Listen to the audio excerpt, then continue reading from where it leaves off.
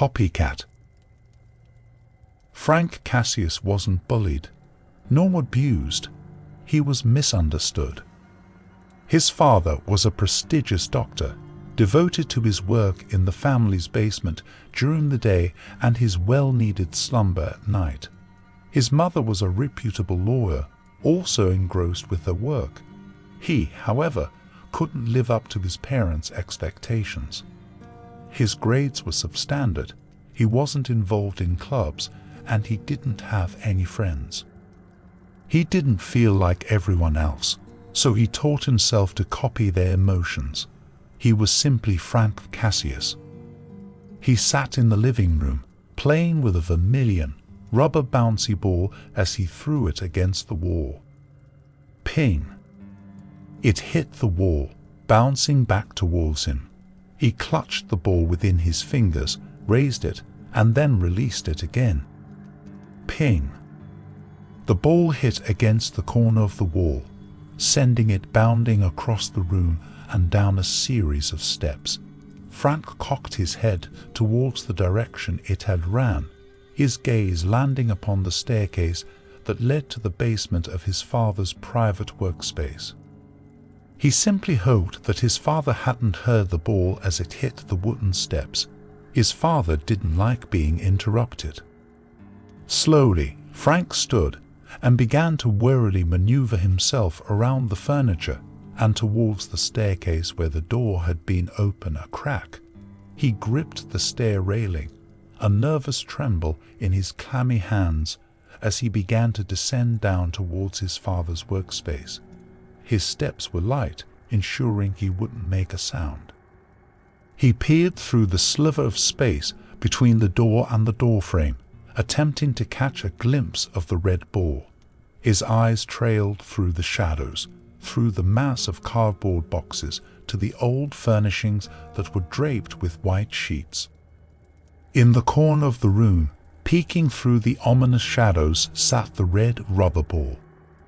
He pressed his sweaty hands against the white wooden door, squeezing his eyes shut as he pleaded for his father not to notice him. When there was enough space for Frank to squeeze through, he gambled with his chances and entered the basement. He scurried towards the corner where the ball sat, concealing himself in the shadows as his eyes landed on his father, who stood on the other side of the room. His father's back faced Frank, but it was what was in front of his father that had gained Frank's attention. It was a woman in her mid-30s with shoulder-length blonde hair and ghastly pallid skin, laying bare. She was dead. A mere corpse his father was carving into with a scalpel. Frank watched each incision intently, finding himself intrigued with how her skin broke under the pressure of the blade, how the blood seeped from each wound, dribbling down to the steel table she laid on, and if that didn't catch the crimson liquid, then the plastic tarp splayed across the floor would. His father then picked up a kitchen knife. Frank recognized it as the one his mother used to mince vegetables and cut meat. His father cut the woman. He threw the knife down upon her ear, only managing to tear half of it from her head, and when that didn't work, he began to saw the ear off. It slowly bent until the last cord of flesh was cut. The sound of flesh falling hit the floor, dropping onto the tarp. It painted the tarp with crimson, like a grubby toddler's artwork. His father cut her arms, removing small amounts of flesh before removing larger ones. Soon it evolved to removing limbs, slowly and carefully.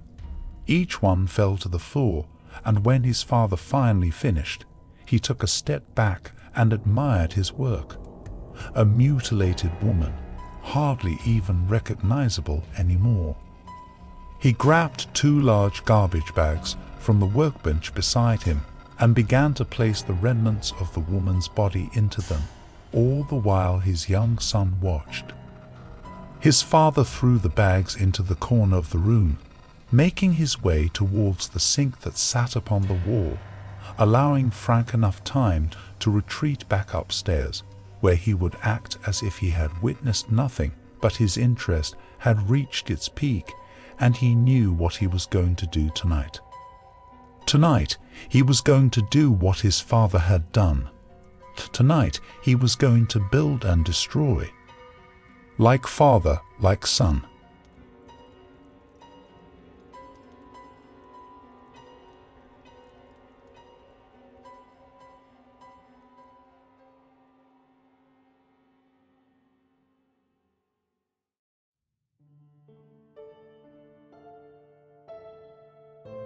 Hello and thank you for watching.